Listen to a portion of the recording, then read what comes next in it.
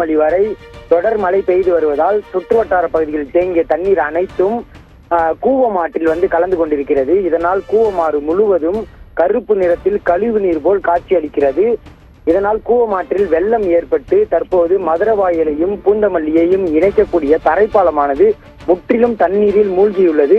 3 அடிக்கும் மேல் தண்ணீர் செல்வதால் அந்த பாலத்தின் போக்குவரத்து முற்றிலும் துண்டிக்கப்பட்டிருக்கிறது.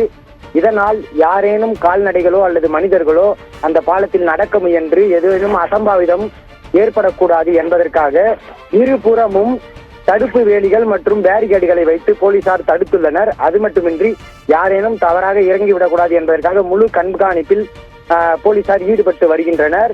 இந்த தரைப்பாலமானது இனிமேல் 2-3 நாட்களுக்கு செயல்பட வாய்ப்பில்லை எனவும் போலீசார் தரப்பிலும் மாநகராட்சி தரப்பிலும் தெரிவிக்கப்பட்டுள்ளது.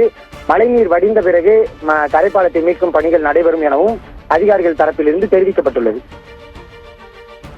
இந்த தரைப்பாலம் மக்களின் பயன்பாட்டிற்கு மீண்டும் எப்பொழுது வரும்? மாற்றுப்பாதை ஏதேனும் அமைக்கப்பட்டிருக்கிறதா? மாற்றுப்பாதையானது தற்போது இந்த பகுதியில் கிடையாது. இதை தாண்டி நுளம்பூரை தாண்டி கோயம்பேடு அருகாமையில் பாடிக்குப்பம் பகுதியில் மற்றொரு தரைப்பாலம் உள்ளது. அதே போல் மதுரவாயல் நெடுஞ்சாலை ஒன்று உள்ளது. அதன் வழியாக தான் மக்கள் கடந்து செல்ல வேண்டும். இந்த தரைப்பாலமானது தற்போதைய மழைக்கே முற்றிலும் மூழ்கியதால் இனி இரவு வரை மழை தொடரும் என்பதால் கண்டிப்பாக ஒரு 3 நாட்களுக்காக தரைப்பாலம் இயங்க முடியாத நிலை ஏற்பட்டுள்ளது.